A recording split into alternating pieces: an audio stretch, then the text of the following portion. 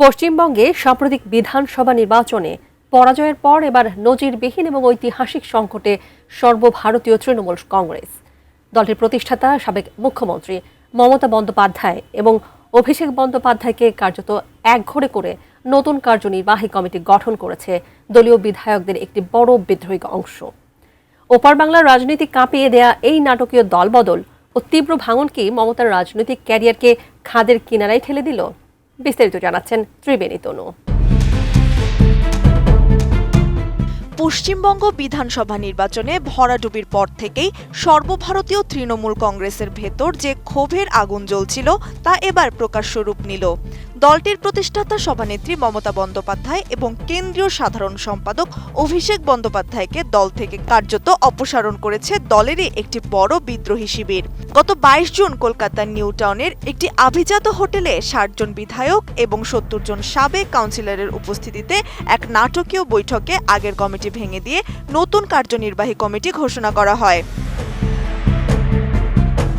Nova LED TV, ঝকঝকে ছবি, নিখুঁত শব্দ, 5 বছরের ওয়ারেন্টি। নোভা মানে সঠিক মান, নিশ্চিত সেবা। বিদ্রোহী শিবিরের নেতৃত্ব দেওয়া বিধায়ক অরূপ রায়কে এই নতুন কমিটির চেয়ারম্যান এবং বিধায়ক ঋতব্রত বন্দ্যোপাধ্যায়কে সর্বভারতীয় সাধারণ সম্পাদক ঘোষণা করা হয়েছে। এছাড়া রাজ্য পর্যায়ে সাধারণ সম্পাদক করা হয়েছে জাভেদ খান, সন্দীপন সাহা ও সাবিনা ইয়াসমিনকে। নতুন কমিটির প্রথম সহসভাপতি করা হয়েছে রাজ্যের প্রাক্তন মন্ত্রী অরূপ বিশ্বাসকে।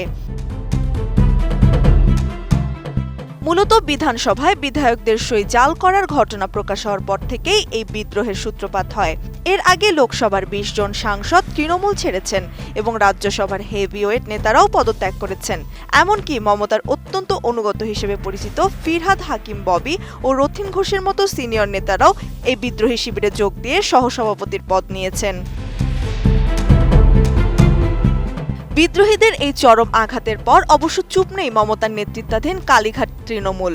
দলবিরোধী কার্যকলাপের অভিযোগে ফিরহাদ হাকিম, জাভেদ খান ও অরূপ বিশ্বাস সহ শীর্ষ বিদ্রোহী নেতাদের বিরুদ্ধে শোকজ নোটিশ জারি করা হয়েছে। তবে এই পুরো ঘটনাকে আমল দিতে নারাজ মমতা ঘনিষ্ঠ নেতা কুণাল ঘোষ। তার দাবি, তৃণমূল আর মমতা বন্দ্যোপাধ্যায়ের সমর্থক এবং বিদ্রোহীদের এমন সিদ্ধান্ত নেওয়ার কোনো এখতিয়ারই নেই। অন্যদিকে দলটির সংসদ সদস্য ও আইনজীবী কল্যাণ বন্দ্যোপাধ্যায় একে 420 বা জালিয়াতি আখ্যা দিয়ে বিষয়টি আদালতে গড়াবে বলে হুঁশিয়ারি দিয়েছেন।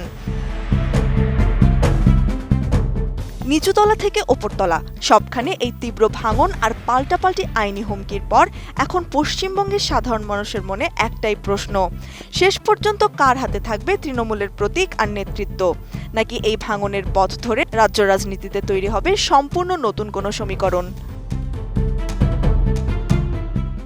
ত্রিবেণী তনু, এইচএন নিউজ।